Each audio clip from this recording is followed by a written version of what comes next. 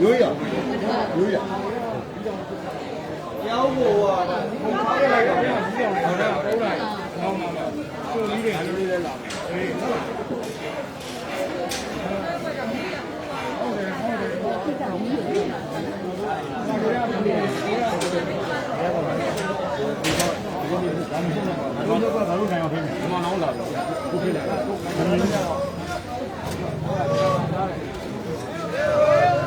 别骂了，过来，过来，回来。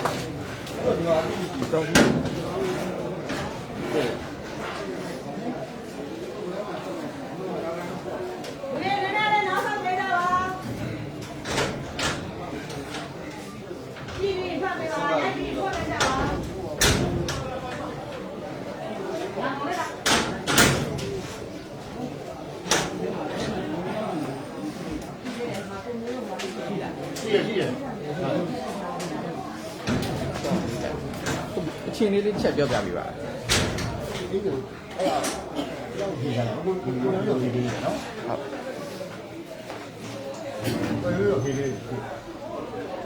ဟုတ်မနေ့ကဟိုဖြစ်ခဲ့တဲ့အခြေအနေလေးပြောပြပါဦးအခု။နေ့က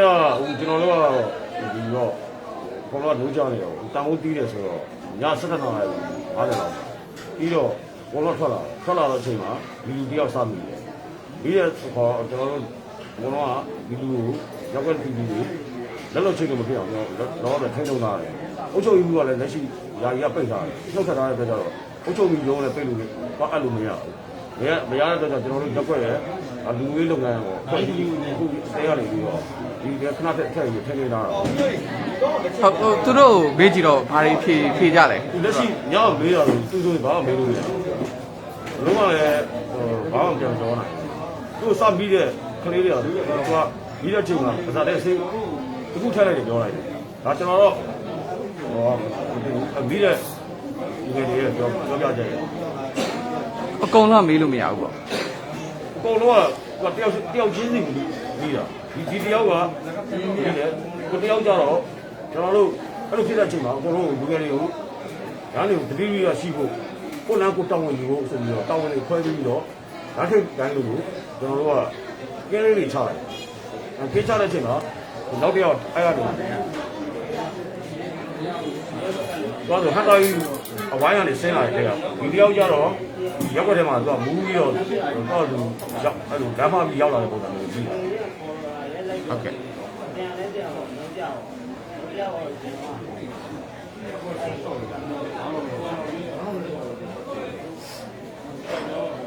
ဒီလိုဘယ်လိုရောက်လာလဲဒီလိုကိုသွားရတယ်ဆိုမပေးတယ်မှာကျွန်တော်ဝင်ဘယ်သားရှိလဲဒီကိမှာဖြစ်မှာအရင်ကဘယ်ရလဲမဟုတ်ကျွန်တော်နေနေကုန်းမှာနေတာနေနေကုန်းပဲနားနေရတယ်နေကုန်းပန်းကျင်လာပန်းကျင်လာမှာဘုန်းကြီးကြောင့်ဘုန်းကြီးကြောင့်မှာနေဒီမှာသိတဲ့လူရောရှိလားဒီနေနေကုန်းတော့အိမ်မှာသိရှိဒီမှာမရှိဘူးဒီလိုကဖုန်းကြီးကိုလက်ခေါက်လို့မရဘူးလားဖုန်းကြီးကျောင်းအောင်ဆိုတော့ဒီနေ့ကအရေးတော့လို့လိုက်လာဖုန်းဆက်လို့ရဘူးဘုန်းတော်ကတော့မရှိဘူးဖုန်းလည်းမရှိဘူးဒီတော့အကြောင်းပြပြီးတော့ပြောတာဘုန်းကြီးကပြောတယ်ရောင်းရက်တော့လို့လိုက်လို့ရှိ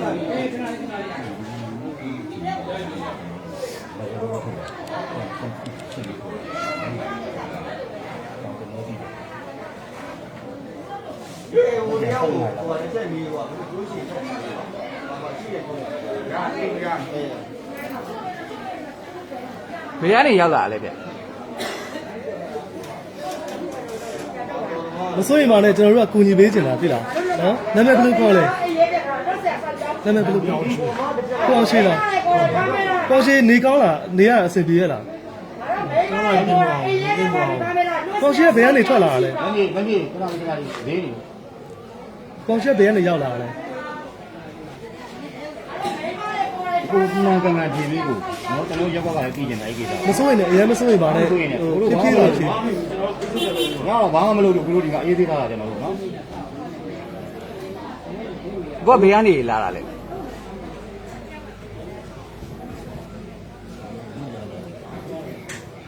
ဆက်လို့ပြခဲ့ပါ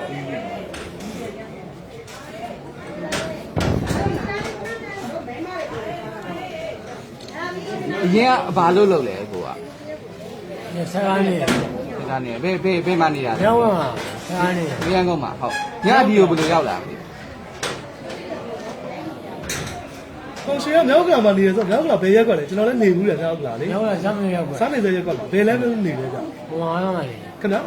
ဘုံမာရမှာ ဘုံမှာငါးလဲမှာကျွန်တော်တို့စစ်သွယ်ပေးလို့ရမယ်လူတွေပါဘုံမှာငါးလဲမှာကောင်ရှင်အတိအကျရှိလား မရှိဘူး ဒါဆိုဒီကိုဘာကြောင့်ညကောင်ရှင်ရောက်လာလဲရောက်တယ်ဒီ အခုကတော့အမှန်တရားဖြေပြီးပါဘူးအဲ့ဒါမှကျွန်တော်တို့ကျန်တာဆက်လုပ်ပြီး လမ်းမလာလားဒါမှမဟုတ်ရှင်တရားရောက်ကလာဟိုဘယ်လိုမျိုးရောက်လာလဲပေါ့လေအဲ့ဒါလေးသိချင်တာပါဆိုဖြေပေးလို့ရအောင်မစိုးရင်ပါလေကျွန်တော်တို့ဟိုကောင်ရှင်နဲ့သိရလို့ရှိရင်ကျွန်တော်ကလည်းသွားပြီးအကြောင်းကြားပေးလို့ရမယ်လေဒါဟုတ်တယ်လား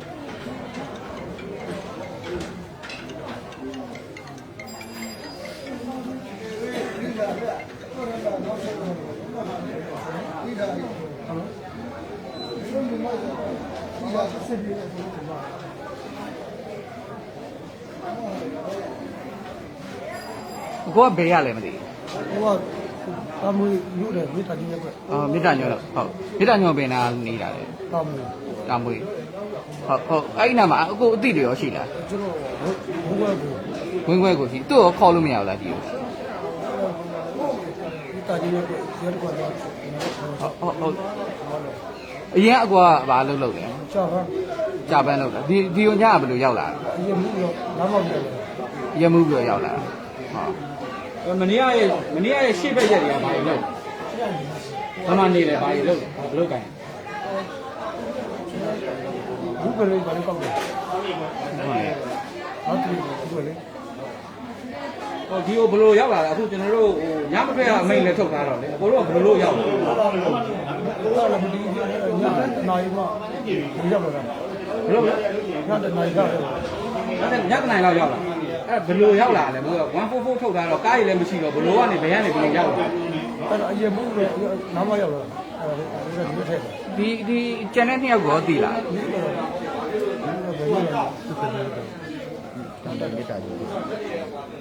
တာမွေမြစ်တာမျိုးဘယ်လန်းနေလဲအကို ဒီကတခါလဲ ဇေယျတုကလမ်းမှာလားအော်ဟုတ်နာမည်ဘယ်လိုခေါ်လဲ တော့မော်ကောကွန်း မောင်စော မော်ကောကွန်း မောင်စောခွင်းနော် ဟုတ်ဟုတ် ဒီကိုဘာကြောင့်ရောက်လာလဲ ဟောအရင်မှုကိုရောက် ဒီကမူကြီးရောက်လာတာမွေမြစ်တာမျိုး ကိုနာမည်လေးပြောပါဦးကိုနာမည် ဟုတ်ကဲ့အောင်ချင်းအောင်ချင်း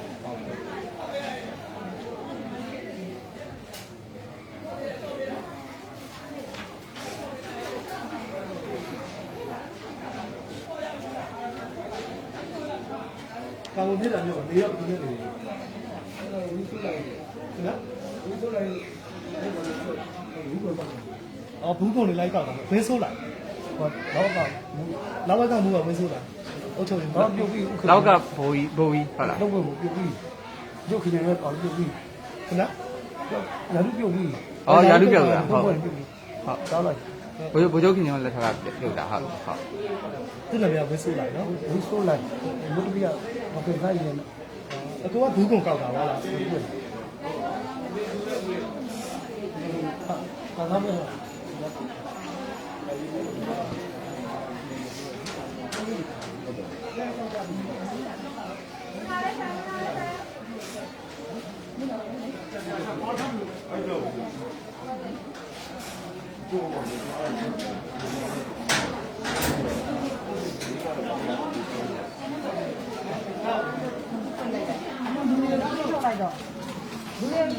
အားလုံးပဲကြည့်ပြီးထွက်ကြတော့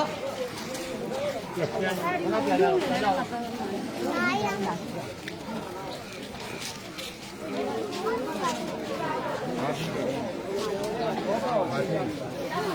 ေရာရောနည်း သိရဟုတ်ပါဘူးဘယ်ရမလဲငယ်လေးကဟိုငယ်ကဒီတော့ပုံကြောင်းဟုတ်ပါဆက်ပြီးတော့ဆွေးမှု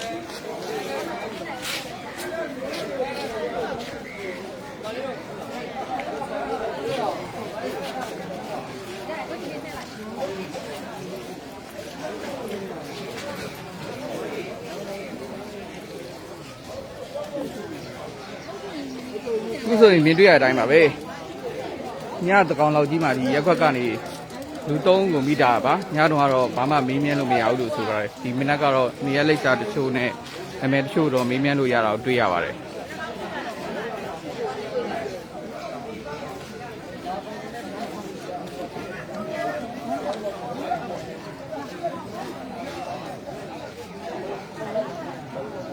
စမ်းချောင်းဝေလူဝန်မြောက်ပိုင်းရက်ကွက်မှာပါ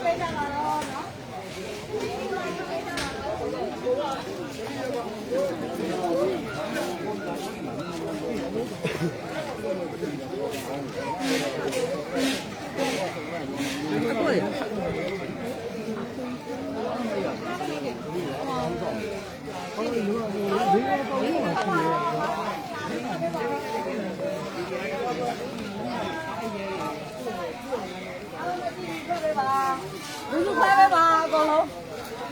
အားလုံးလူစုခွဲပေးပါ တ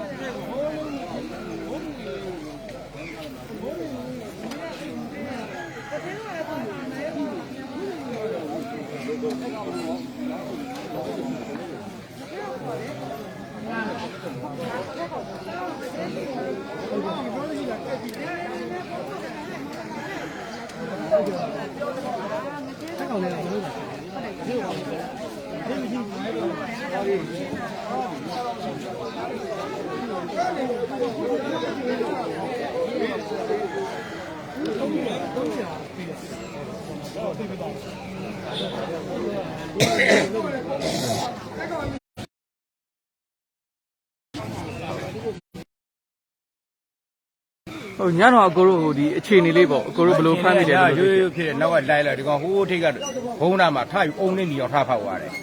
ဒီဘက်ထိမှာဝိုင်းလုံးပြီးအကုန်လုံးဖမ်းမိသွားတယ် ပထမအခုလေဒီရက်ကွက်ပေါ့ဗာရက်ကွက်ဖြစ်တယ်ဆိုတာရေနော်ညတော့ကဒီလူတွေဟိုရုပ်သက်သက်ဘယ်လိုဖြစ် ရုပ် ပြီး သေးသေးကပထမဒီဘက်ထဲမှာရုပ်သေးသေးအကုန်လုံးပဲအိုးတွေခွက်တီးပြီးလိုက်ကြတယ် ဟိုလမ်းနာမည်လေးနဲ့ကျွန်တော်တို့ရှင်းပြ အဲ့မှာဒီဥညိုလန်းဥရွှေမန်းလန်းကန်းကော်လန်းဒေါနာလန်းအဲ့လို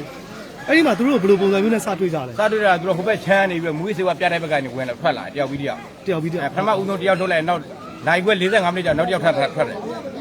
တန်းစီပြီးတော့တယောက်ပြီးတယောက်ထွက်တယ်တယောက်ဖမ်းပြီးတော့နောက်သိမကြဘူးငြိမ်သွားပြီးတော့နောက်တယောက်ထပ်ထွက်တယ် အဲ့မွေးစေဝပြရရှိတဲ့အမောင်တွေကနေပြီး အ တော့ မောင်လေးရိုက်ပဲထွက်လာတာဟုတ်ကဲ့ သူတို့ဟိုစစ်စစ်မင်းမြန်ကြည့်တော့ဘာတွေသိရတာ ဒီလေးမင်းအခုညာပိုင်းမှာသူတို့ဘာမှတော့မဖြစ်ဘူးသူကဟိုယူတို့မူးတို့ပုံစံမျိုးလောက်ထားဖြစ်နေဆေးတွေတောက်ထားတာဘာလားလည်းမသိဘူးရက်ကွက်ဒုက္ခပြီးဖို့လာတော့များတယ် ကျွန်တော်တို့ကြားရတဲ့မှာဆိုင်ကယ်နဲ့တယောက်အဲ့သူတို့3ယောက် ဆိုင်ကနေတယောက်3ယောက်ပထမအဲ့တယောက်မီလဲပြီးတော့နောက်ဆိုင်ကနေတယောက်ဟိုသာမက်ဆီတိုင်ရှေ့ဘက်မှာချပြီးတော့ပြီးတော့တိတ်မြောက်ဒီဘက်ဝုန်းဝုန်းလေးအတန်လဲကြောက်အဲ့ပြန်တင်ပြီးတော့နန္ဒတော်တဲ့ကိုထွက်ပြေးသွားပါတယ် အခုကိုတို့ဟိုဘယ်လိုဆက်လုပ်သွားဖို့ရှိမလဲမသိ ကျွန်တော်ဘယ်လိုဆက်လို့ရမလဲရှေ့ကလူကြီးတွေရက်ကွက်လူကြီးတွေမေးမြန်းကြည့်ရမယ်အဲ့တော့ညှိနှိုင်းကြည့်ရမယ်ဘာလို့ဒီလိုမျိုးပြန်လှုပ်ပေးခဲ့ဦးသာဖြစ်ညာတိုင်းဒုက္ခလာပေးမဲ့ပုံစံနေတာရှိပါအဲ့ကျွန်တော်ဘယ်လိုဆက်လို့ရရက်ကွက်မီးရထင်းကြိုက်လေအကုန်လုံးဒုက္ခရောက်မယ်အခုဒီရဲအပူကြတော့ရဲအပူကြတော့ကျွန်တော်ရဲအလိုက်တဲ့ခါကျဘာမှမသိအောင်ရဲရတယ်ပြန်လှုပ်သွားခဲ့ကျွန်တော်ဒုက္ခရောက်ကုန်ဆိုတော့အခုတို့ဘယ်လိုတာဝန်ယူပေးမလဲရဲရလဲအခုလက်ရှိစိတ်စစ်နဲ့ဘာညာလဲပြောတာကြောက်အဲ့ဒါကိုဘယ်လိုလဲမသိဘူးစိတ်စစ်နဲ့ဘာညာကျွန်တော်မသိကျွန်တော်ခုမှရောက်လာတာမေးလို့ သူတို့ကဖမ်းတဲ့အချိန်မှာပြန်ပြီးခုခံတာမျိုးတွေရှိတယ် ပြန်ပြီးတော့ခုခံတယ်မတိုင်းမဲ့သူကချက်ချင်းသူကမီလဲမီသွားတော့လုံးဝမလှုပ်နိုင်ဘူးမိန်းကနေနေသွားတယ်စေးတောက်တူဘာလို့ပုံစံမျိုးလှုပ်တာလဲမေးတာလဲဘာမှလည်းမဖြစ်ဘူးညာသူ့ကိုကြိုးတုပ်တယ်သူ့ကိုသူကြိုးပြက်ပြီးတယ်ညာလာချောင်းပြက်ကြိုးရပြီးနေတောင်းရင်တုတ်ထားတဲ့ဟာသုံးကဒီလက်ပြန်ကြိုးတုတ်ထားပြီးတော့လွယ်လွယ်လေးနဲ့ဖြီလို့ရတဲ့ရမှာအဲ့ဒါကိုဖြီနိုင်တယ်ဆိုတဲ့ဟာသူ့ရဲ့နေတာဘယ်လိုနေတာဆိုတော့သိနေ ဟိုမှာသူကနိုင်ရှာလူထိတ်သွားပြီလို့ရှိရင်သူကလူငင်သွားပြီဆိုရင်သူကဘာလို့လဲဆိုတော့ငင်လေးကျိုးပြီးနေပြီးလူတွေကပြန်ကြည့်တော့ကျိုးပြီးနေကြည့်ရရင်ဝင်ကြည့်လိုက်ကျိုးကပြီးသွားပြီသူကပြီးသွားပြီလို့ကြီးနေအေးနိုင်9နိုင်မှအေးရရောက်ကလေး9နိုင်ညကလေးတွေကအကုန်လုံးကင်းဆောင်တော့9နိုင်တော့မှအေးရအဲ့ဒါကြတော့လည်းထားသားအကုန်ကြီးသွားတယ်အဲ့တော့အကုန်ဝင်အေးရ ကိုတို့မင်းများကြီးသလို့သူတို့ဘာလောက်ကန်စားတော့တယ်ဘယ်လိုမျိုးဆိုတာကိုဘာပြောလဲ ညကတော့ဘာမှမပြော ခုဒီမနေ့ သူတို့မသိဘူးပဲ ပြန်ကြလို့ပြောတယ်ဟမ်ဒီမနေ့ကျတော့ပြန်ကြလို့ပြောတယ်ပြန်ကြလို့ပြောတယ် ညကတော့မေးတာတယောက်ကဒီမဖြေနိုင်ဘူးသူတို့ဘယ်လိုပြောမလဲလုံးဝစေးသုံးထားတဲ့သူတယောက်ပုံစံမျိုးဖြစ်တယ်အောင်းဆိုင်ပြီးတော့သူကအဲ့လိုပုံစံမျိုးဖြစ်တယ်သူကကိုဝိုင်းပြီးညရောက်ကလူတယောက်ကလည်းနည်းနည်းမထီဘူးတားတယ်တယောက်ကမေးလိုက်တော့ တောင်ငွေမြစ်တာညို့80မြစ်တာညို့အိမ်နံပါတ်80ခွန်6မှာနေတယ်ဆိုပြီးပြောတယ်အဲ့ကိုဖုံးဆက်တဲ့စီကျွန်တော်ဆက်တဲ့စီရောအဲ့မှာဖုံးလိုက်ဆက်တော်တဲ့ခါကျတော့အဲ့မှာမရှိပါဘူးအဲ့မှာသူ့နာမည်မရှိပါဘူးဘိုးကလည်းပြန်ဖြေကြပြီဆိုတော့နောက်ဆုံးကဘာဆက်လုပ်မယ်လို့ရက်ကွက်နေပြည်သူတွေကဆုံးဖြတ်တယ်ရက်ကွက်နေရတော့ကျွန်တော်တို့ဘာလို့မှမသိရဲရတယ်တောင်းမရှိတဲ့လူလည်းမလာဘူး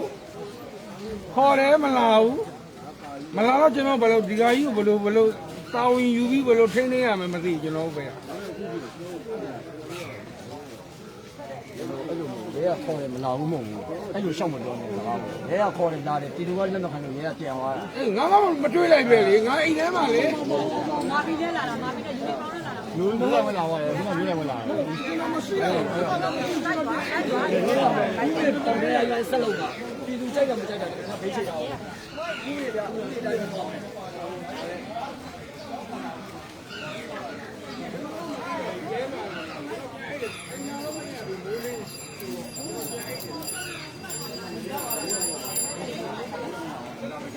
ဟုတ်လေစတော့ဘဲခေါ်တော့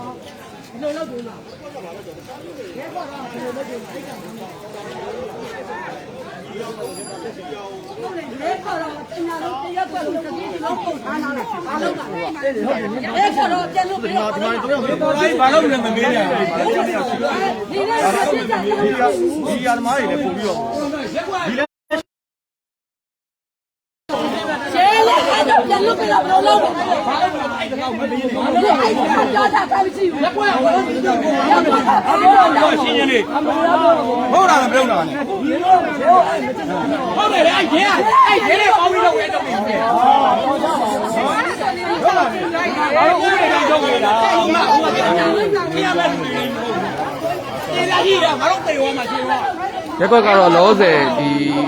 ဖမ်းမိထားတဲ့လူတွေနဲ့ပတ်သက်ပြီးတော့ဗာဆက်လုပ်နေဆိုတာကိုညှင်းပန်းနေကြတာဖြစ်ပါတယ်။ရဲလက်ကိုအပ်ဖို့ကလည်းသူတို့အနေနဲ့စိတ်မချဘူးဖြစ်နေပါတယ်။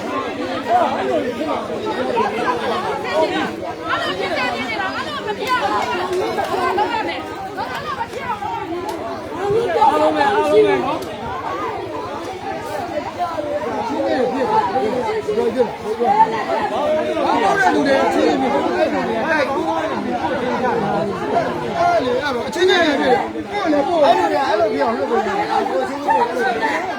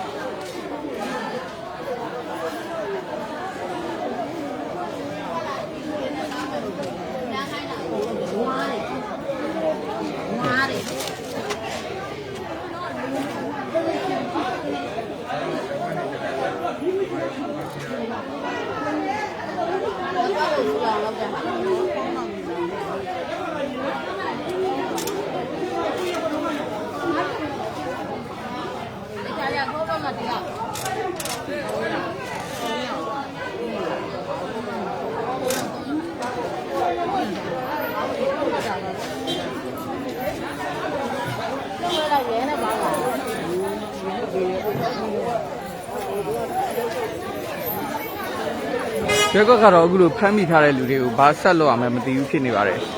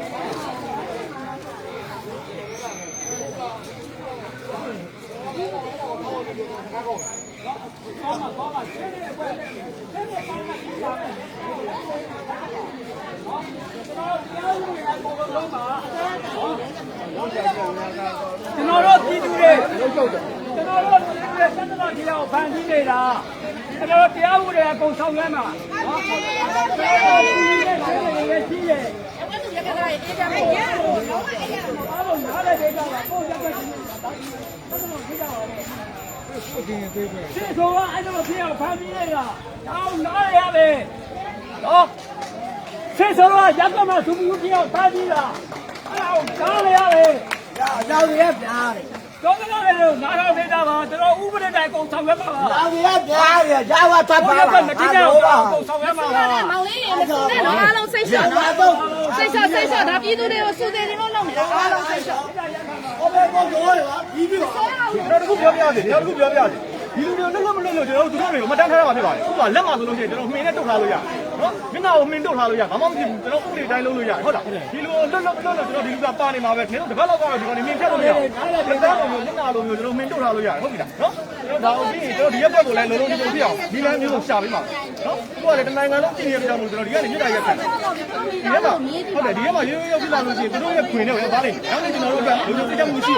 cho kênh Ghiền Mì Gõ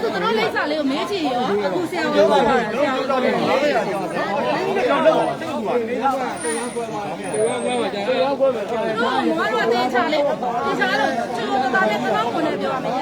dẫn ရမ်းချတယ် ဟောစောက်မှာဟော ဟမ်ဆရာဝန်ဆောင် ဟုတ် ဆရာဝန်လာပြီသူကတရားဝင်ပြောဒါတရားဝင်စိတ်ဝမ်းပေါ်အောင်လုပ်ကြားနေမယ်ဒီရရတွေနဲ့လာတာကြားနေမယ်လူလဲဆိုရင်ကြားနေမယ်နည်းနည်းလေးလူစုခွဲထားတယ်ကျမရဲ့ကနားလေးစီစဉ်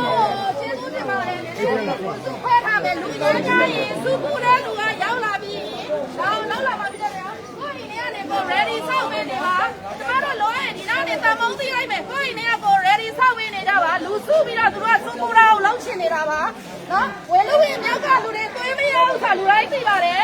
အားလုံးကိုရင်ကနေကိုအစင်းစင်းဆောက်ပေးပါဒီလိုကုန်လာဝိုင်းနေတော့ကိုရင်လည်းသခိုးဝင်နေမယ်အဲ့တော့ပြန်ဆောက်ပေးနေကြပါကျမတို့ဥပဒေတိုင်းပဲလုပ်ပါမယ်ကျမတို့ဥပဒေကိုမချိုးဖောက်တော့ဘူးအားလုံးပြပြလဲလဲနဲ့လုပ်မယ်စုစုချင်းတဲ့လူတွေရှိနေတဲ့အတွက်ကြောင့်မလူစုခွဲပေးကြပါ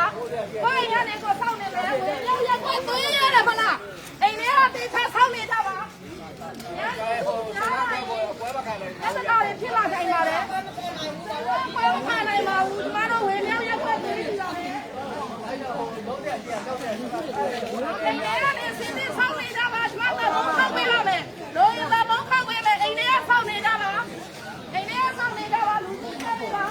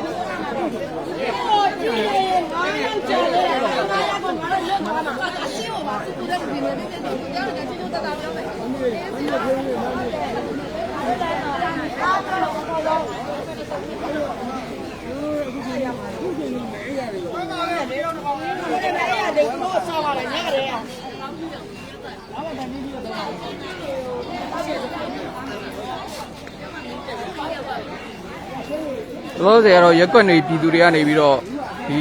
ဖမ်းမိထားတဲ့လူတွေနဲ့ပတ်သက်ပြီးတော့ဥပဒေတိုင်းဆက်လက်ဆောင်ရွက်သွားမယ်တစုံတရာအမှတ်သားတွေလုပ်မယ်ဆိုပြီးတော့ဆုံးဖြတ်ထားတာကိုတွေ့ရပါတယ်လောဆယ်ဒီတော့တိတိကျကျဆုံးဖြတ်တာမျိုးတော့မရှိသေးပါဘူး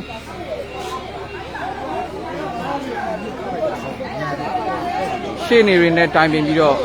လုံဆောင်သွားမယ်လို့သိရပါတယ်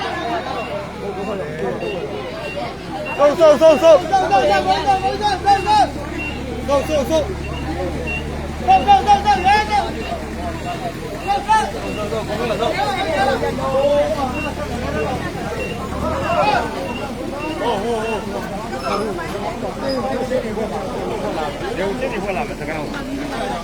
ကန်းပေါ့လေပြန်လို့ရှင်းနေပေါ့လေဘယ်လိုပဲထားတာအဲ့ကွဲလာမယ်နောက်မှပြောမယ်အဲ့ကြောင်တော့ပြောမယ်အဲ့ကြောင်တော့ပြောမယ်မသိ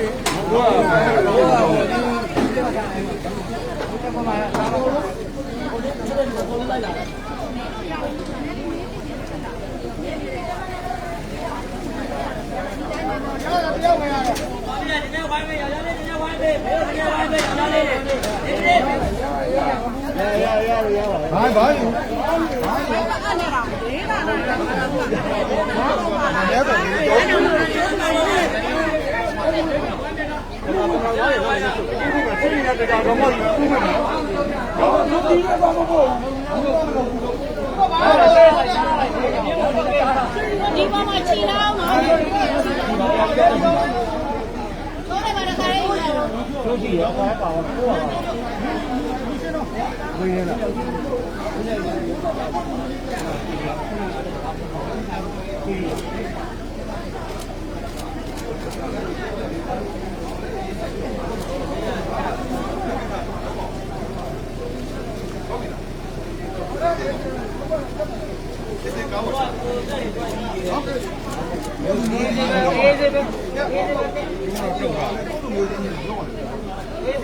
ဒုက္ခရောက်မှာဒါကြောင့်ဒီကိုရှေ့တော့အဖေကဒီတော့ဆောက်နေလိုက်ပါရောရမလို့ဒီပေါ်မှာမြောက်အစင်းနေပါရောရတယ်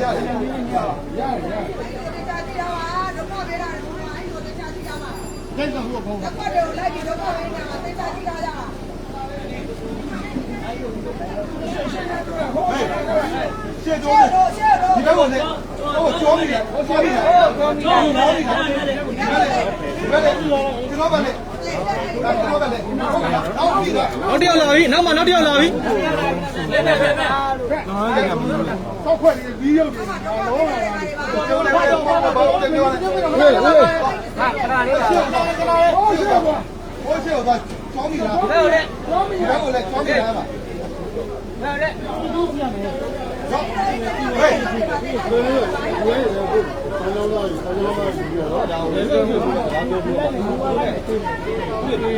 ပြောတော့ကိုလူမျိုးကြီးတော့ပါနေပြောတော့တရားတွေဘူးကတော့မရှိမှာရှိသေးသေးပြပြောတယ်နေနော်ဟိုကျအမလားတော့လူလိုက်ပါလိုက်လိုက်ခဲ့မယ်လိုက်ခဲ့မယ်ဘူးဘူးလိုက်ဟိုလိုက်ခဲ့မယ်ဘယ်လိုလိုက်တော့ဟိုအလဲအလဲ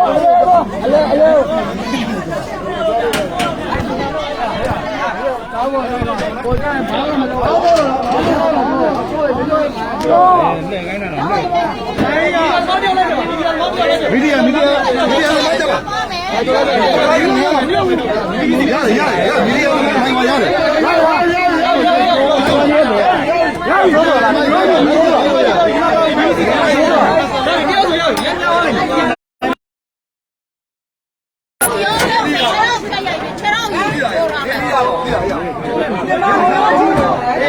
ကြောင်မလို့ဒီဘာမှမလုပ်နေနဲ့ကြောင်တော့ရိုက်ရတယ်တက်ပေါ်လို့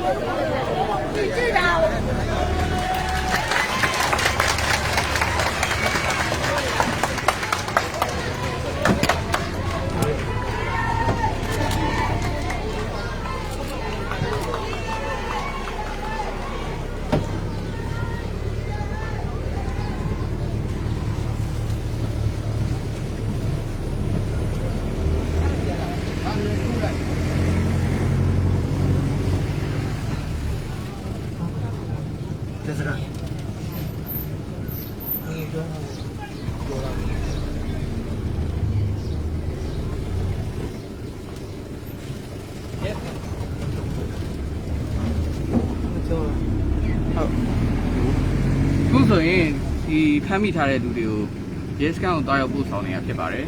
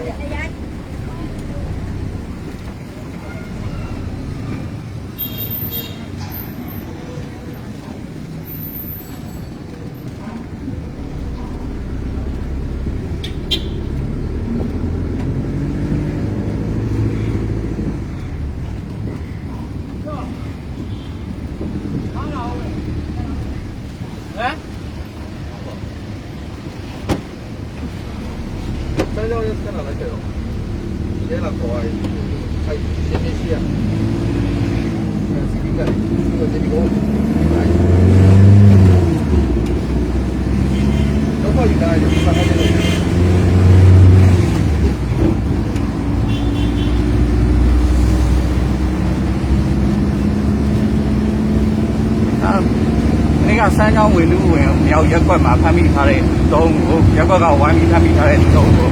ရဲစခန်းကိုသွားရောက်ပို့ဆောင်နေတာဖြစ်ပါတယ်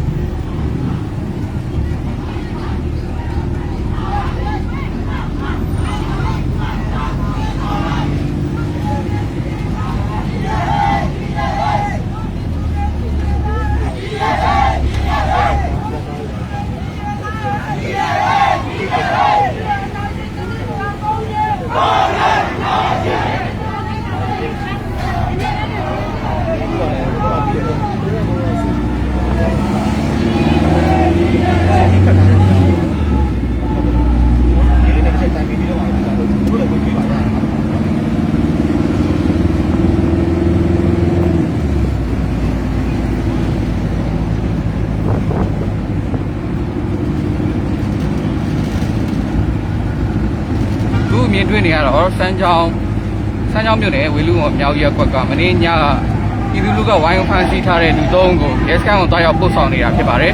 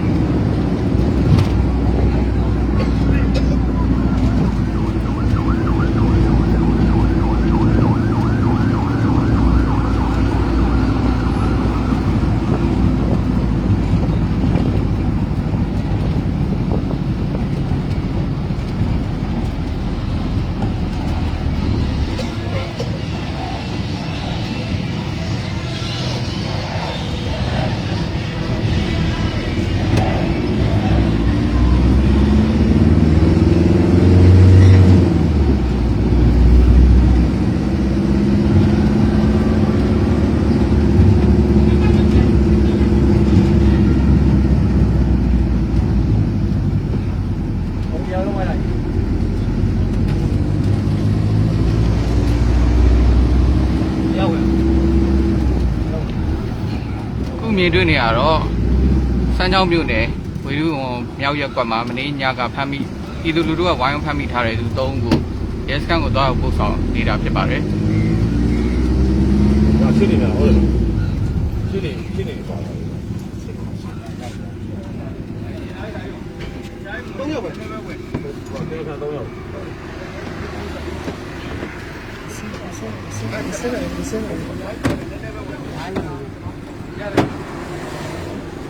ဆင်း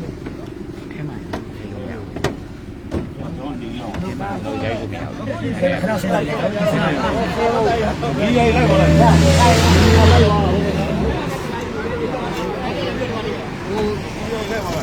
ဒီရပါမယ်ရမီဒီယာတိုင်းလို့ရ လူတော်အများကြီးပါဒီကောင်တယောက်3ယောက်လေရပြီကား3ယောက်ရရဝင်လာတို့တယောက်2ယောက်လောက်ဝင်မီဒီယာတယောက်ပဲဝင်ဘယ်သူဝင်လဲလားတက်ခဲ့လားကျွန်တော်တကားပေးရတော့